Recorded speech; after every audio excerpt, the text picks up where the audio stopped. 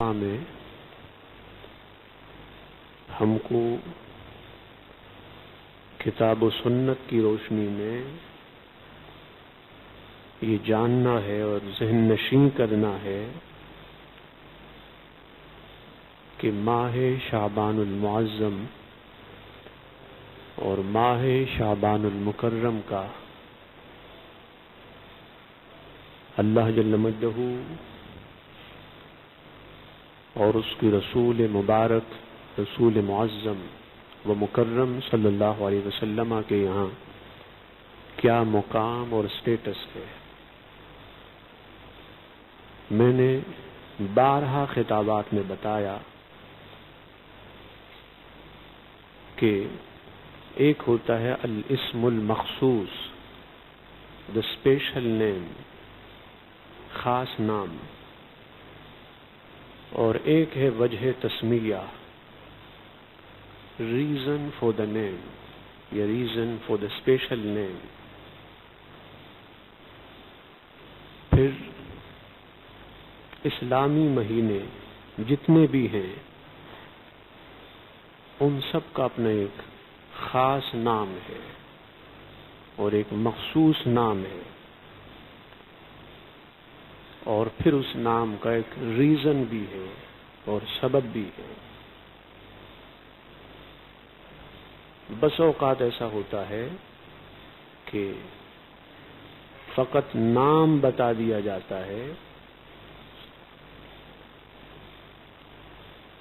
اس کا ریزن نہ تو اللہ بتاتا ہے اور نہ اللہ کے رسول بتاتے۔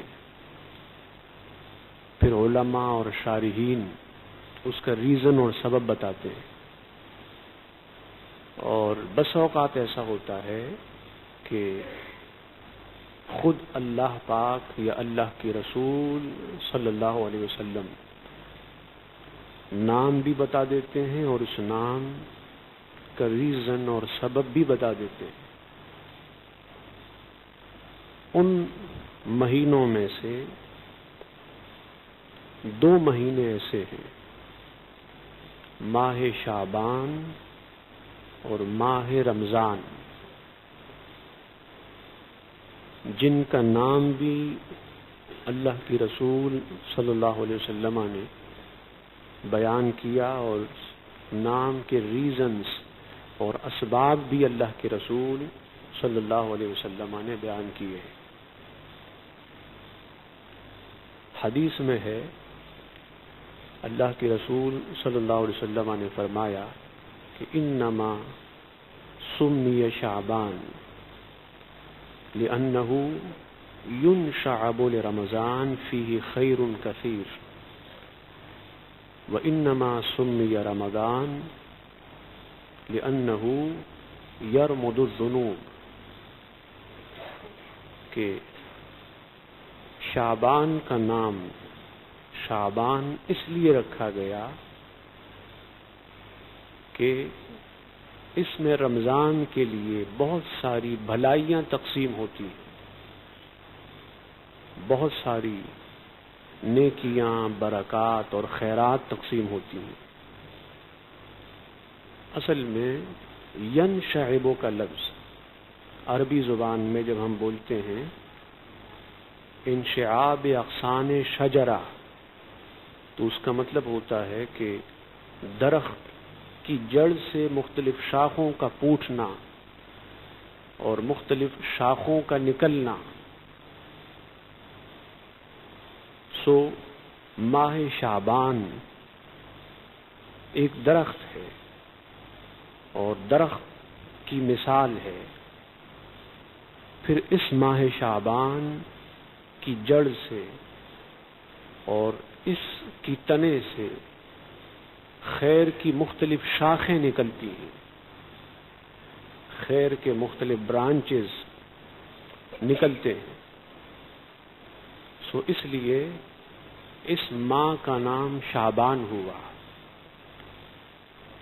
اور حضور نے فرمایا کہ رمضان کا رمضان نام اس لیے ہوا کہ رمضان رمضن سے ہے، اس کا مطلب ہوتا ہے جلانا، جیسے آگ لکڑی کو جلاتی ہے تو ویسے رمضان کا مہینہ انسان کے گناہوں کو جلاتا ہے۔ تو شعبان کا بنیادی معنی ہوا پھیلنا، عام ہونا، تقسیم ہونا، تقسیم کیا جانا، اور خیر کے چشموں کا پھوٹنا، خیر کی شاخوں کا نکل آنا۔ تو اس مبارک مہینے میں رمضان کے لیے بہت ساری خیر کی شاخیں نکلتی ہیں، بھلائی کی شاخیں نکلتی ہیں، اور بھلائی کے مختلف دروازے کھلتے ہیں، بھلائی کے مختلف راستے کھلتے ہیں، اور نیکیوں کی روشنی اور نیکیوں کا نور عام ہوتا ہے۔ حدیث پاک میں ہے، ام المومنین صدیقہ کائنات اور عفیفہ کائنات سیدتنا عائشہ صدیقہ رضی اللہ تعالی عنہا نے فرمایا کہ کان احب الشہور الی رسول اللہ صلی اللہ علیہ وسلم شعبان یصلہ برمضان، کہ تمام مہینوں میں اللہ کے رسول صلی اللہ علیہ وسلم کو شعبان کا مہینہ زیادہ پسند تھا اور زیادہ محبوب تھا، کہ شعبان کا مہینہ ایسا ہے جو رمضان کے مہینے سے ملاتا ہے۔ شعبان کے مہینے میں اور رمضان کے مہینے میں کوئی گیپ، کوئی فاصلہ نہیں ہے۔ جیسے ہی ماہ شعبان مکمل ہوتا ہے، ماہ رمضان کا آغاز ہو جاتا ہے۔ تو حضور علیہ السلام کو شعبان کا مہینہ اس لیے محبوب تھا کہ یہ مہینہ رمضان کے مہینے سے ملاتا ہے، اور رمضان کا مہینہ حضور کو محبوب ہے اور پسند ہے۔ اور یہ قاعدہ ہے کہ جو محبوب سے ملاتا ہو وہ بھی محبوب ہے، جو دوست سے ملاتا ہے وہ بھی دوست ہے۔ جو آپ کو اس سے ملائے جو آپ کو پسند ہے تو ملانے والا بھی پسندیدہ ہوتا ہے۔ تو رمضان شعبان سے حضور علیہ السلام کی جو محبت تھی، جو عقیدت تھی، اور اس کے پھر مختلف ریزنز اور اسباب و علل ہوئے، ان میں سے ایک یہ تھا کہ یصلہ برمضان، کہ یہ مہینہ انسانوں کو رمضان سے ملاتا ہے، رمضان سے ملاتا ہے۔ اب جب یہ مہینہ حضور علیہ السلام کا محبوب مہینہ ہوا اور حضور علیہ السلام کو سب سے زیادہ پسند ہوا، تو یہی سبب ہے کہ اس مہینے میں خیر کی شاخیں نکلتی ہیں اور بھلائی عام ہوتی ہے، بھلائیوں کا نور، بھلائیوں کی روشنی عام ہوتی ہے۔ اس سے معلوم ہوتا ہے کہ جس کو اللہ کے رسول پسند فرمائیں، جو اللہ کے رسول کا محبوب ہو جائے، اللہ کے رسول کا دوست ہو جائے، پیارا ہو جائے، تو اللہ پاک پھر اس سے بھی خیر کی شاخیں نکالتا ہے اور اس سے بھی بھلائی اور اچھائی کے مختلف راستے نکالتا ہے۔ جیسے شعبان کا مہینہ حضور علیہ السلام کا محبوب مہینہ ہوا تو یہ مہینہ منبع خیر ہو گیا، منبع برکات ہوا، منبع سعادات ہوا، منبع انوار ہوا، محض اس لیے کہ یہ حضور کا محبوب ہے، پسندیدہ ہے۔ سو وہ خوش نصیب انسان، وہ خوش نصیب امتی جو حضور کا محبوب ہو جائے تو اللہ پھر اس کو بھی منبع برکات بناتا ہے، منبع تجلیات بناتا ہے، منبع سعادات بناتا ہے، منبع انوار بناتا ہے، منبع خیرات و برکات بناتا ہے، منبع فضائل اور منبع اوصاف بناتا ہے۔ یہ حضور علیہ السلام کی محبت کی طاقت ہے اور حضور علیہ السلام کے عشق کی قوت ہے، حضور کے عشق کی قوت ہے۔ ڈاکٹر اقبال نے فرمایا کہ قوت عشق سے ہر پست کو بالا کر دے، دہر میں اسم محمد سے اجالا کر دے صلی اللہ علیہ وسلم۔ کہ عشق کی محبت، عشق رسول اور محبت رسول کی وہ طاقت ہے جو پست کو اونچا کر دیتی ہے، جو نیچے ہوتا ہے اسے بلند کرتی ہے۔ تو ماہ شعبان کو بھی حضور سے محبت ہوئی اور حضور علیہ السلام کو اس مبارک مہینے سے محبت ہوئی۔ یہ شہر یعنی شہر رمضان محبوب مصطفیٰ ہوا، حضور علیہ السلام کا چاہا ہوا محبوب مہینہ ہوا۔ اس لیے اللہ پاک نے اس مہینے کو تمام نیکیوں کا، تمام بھلائیوں کا، تمام حسنات اور تمام فضائل اور تمام اوصاف و خوبیوں کا مرکز بنایا۔ اس طرح بنایا کہ ہر خیر شعبان سے نکلتا ہے، ہر بھلائی شعبان سے نکلتی ہے، ہر حسنہ اور نیکی شعبان سے نکلتی ہے۔ تو اگر مہینے یعنی زمانہ، ٹائم حضور کو محبوب ہو جائے تو اس کا مقام یہ ہوتا ہے۔ تو اگر کوئی انسان حضور کو محبوب ہو جائے تو پھر اس کا مقام کتنا بلند ہوگا، قیامت تک پھر اس کا فیض جاری رہتا ہے، قیامت تک پھر اس کی تعلیمات جاری ہوتی ہے، قیامت تک پھر اس کا نام زندہ ہوتا ہے، قیامت تک پھر اس کے مرقد مبارک سے انوار نکلتی ہیں اور تجلیات نکلتی ہیں۔ اسی طرح ایک اور حدیث میں ہے کہ سئل رسول اللہ صلی اللہ علیہ وسلم عن افضل الصیام فقال صیام شعبان تعظیما لرمضان۔ اللہ کے رسول صلی اللہ علیہ وسلم سے پوچھا گیا کہ مہینوں میں کس مہینے کے روزے سب سے افضل ہیں اور ثواب کن روزوں کا سب سے زیادہ ہے؟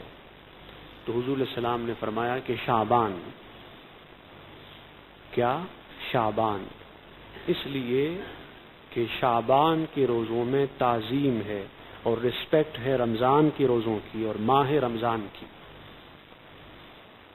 اب دیکھیں ماہ رمضان کیا ہے، ماہ رمضان کی رسپیکٹ کیوں ہے، ماہ رمضان کی تعظیم اور تکریم کیوں ہے، ماہ رمضان کا ادب کیوں ہے؟ اس لیے کہ اس مبارک مہینے میں قرآن اتارا گیا، اس مبارک مہینے میں قرآن اتارا گیا۔ اب جس مہینے میں قرآن اترا وہ تو قابل تعظیم ہو، اور جس سینے پہ قرآن اترا، جس قلب اطہر پہ قرآن اترا، وہ قابل تعظیم نہ ہو۔ حضور نے فرمایا کہ شعبان کے روزے سب سے افضل اس لیے ہیں کہ اس میں رمضان کی تعظیم ہے، رمضان کی تعظیم ہے۔ اس سے یہ معلوم ہوا کہ جہاں اللہ کے مبارک مہینوں کی، مبارک دنوں کی، مبارک راتوں کی اور مبارک ساعات کی تعظیم ہوتی ہے، اللہ اس کو افضل بنا دیتا ہے، اس کو اعلیٰ اور اس کو سب سے بالا بنا دیتا ہے، اس کو سب سے اونچا بنا دیتا ہے۔ چونکہ شعبان کے مہینے میں تعظیم ہے رمضان کے مہینے کی اور رمضان کے روزوں کی، اس لیے اس کے روزے سب سے افضل ہیں۔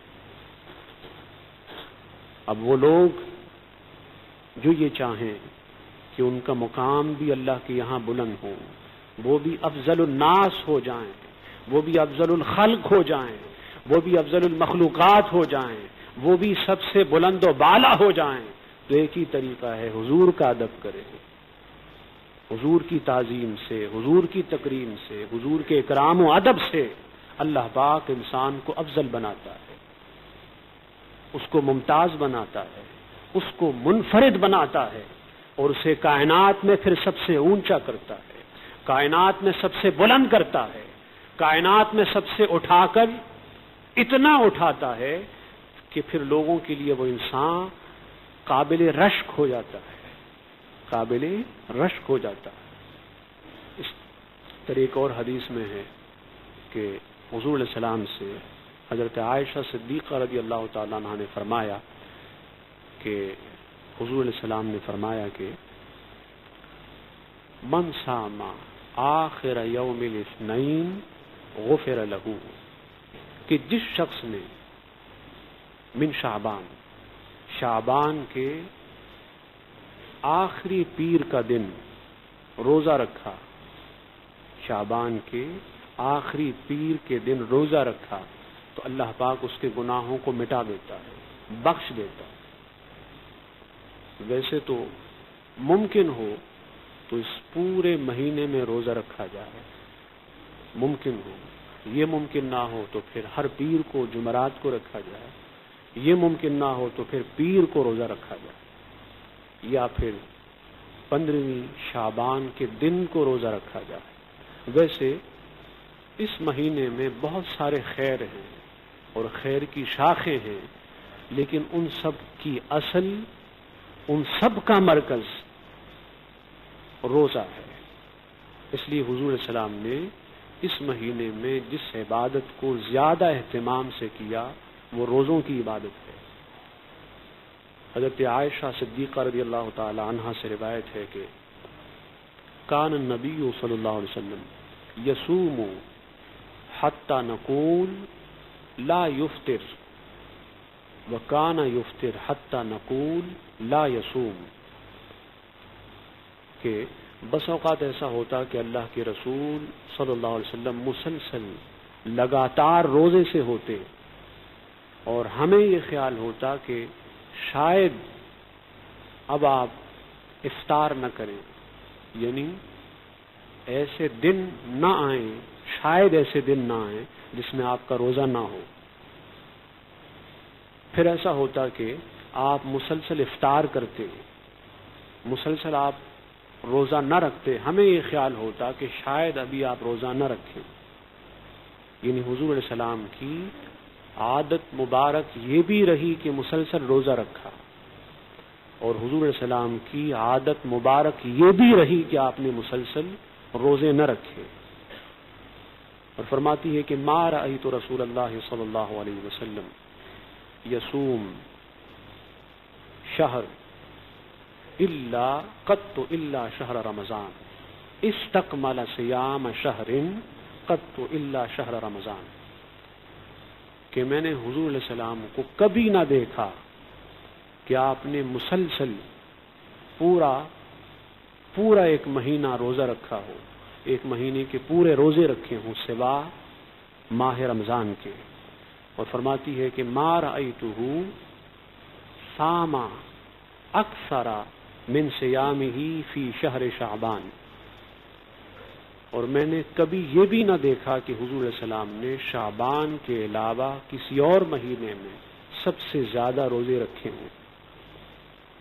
یعنی ماہ شعبان میں حضور علیہ السلام اکثر روزے سے ہوتے، اور یہی اولیاء اور صلحاء کی عادات میں سے ہے کہ ان کا پورا مہینہ، شعبان کا پورا مہینہ روزوں سے گزرتا ہے، اور شعبان کے پورے مہینے میں ان کے روزوں کا سلسلہ ہوتا ہے۔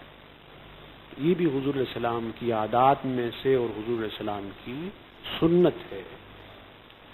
جیسے کہ یہ جو حدیث میں نے بیان کی صحیح بخاری کی حدیث صحیح، حضرت سیدتنا ام المومنین عائشہ صدیقہ عفیفہ رضی اللہ تعالی عنہا کی روایت بیان کی کہ میں نے حضور علیہ السلام کو ماہ شعبان میں سب سے زیادہ روزے رکھتے دیکھا۔ تو پچھلے سال ہم نے ماہ شعبان اور درود و سلام کے حوالے سے خطاب کیا تھا، اور یہ بتایا تھا کہ ماہ شعبان میں درود و سلام کا بھی خاص اہتمام کیا جائے، اور درود و سلام کے علاوہ قرآن کی تلاوت کا خاص اہتمام کیا جائے، اس کے علاوہ چونکہ ہم میں سے ہر ایک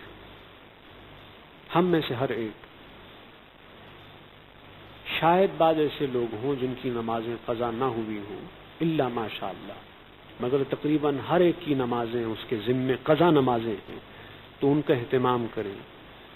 جن لوگوں کے ذمے قضا روزے ہیں وہ رکھیں۔ نفل روزوں سے زیادہ اچھا یہ ہے کہ وہ ان روزوں کو رکھیں جو ان کے ذمے ہیں، قضا ہیں۔ خاص طور پہ خواتین کے جب ایام کے دن آتے ہیں اور اس میں ان سے روزے مس ہو جاتے ہیں، تو ہماری عادت یہ ہے کہ ہم فرض کو بھول جاتے ہیں اور نفل پہ سب سے زیادہ توجہ دیتے ہیں۔ یہ غلط عادت ہے۔ سب سے پہلے فرض ہے، اس کے بعد پھر جا کے نفل ہے۔ تو اس لیے وہ لوگ جن کی نمازیں مس ہوئی، نمازیں قضا ہوئی، وہ اپنی نمازوں کو ادا کریں۔ جن کے روزے قضا ہوئے، کسی بھی وجہ سے وہ فرض روزے نہ رکھ سکے، وہ پہلے فرض روزے رکھیں، بعد میں پھر نفل کی طرف آئیں۔ اور اس کے علاوہ سورہ دخان کی تلاوت کی جائے، سورہ دخان کی تلاوت کا اہتمام کیا جائے۔ اور اللہ پاک کے ناموں میں سے 2 نام یا حنان اور یا منان، بولیے کیا؟ یا حنان اور یا منان، اس کو کثرت سے پڑھیں۔ شعبان اور رمضان کی مناسبت سے اللہ کے یہ 2 نام ہو سکے تو 1000 بار پڑھ لیں، 1000 بار نہ پڑھ سکیں تو دن میں 100 بار یہ نام پڑھ لیا کریں۔ ان ناموں کی بہت ساری برکات و سعادات ہیں۔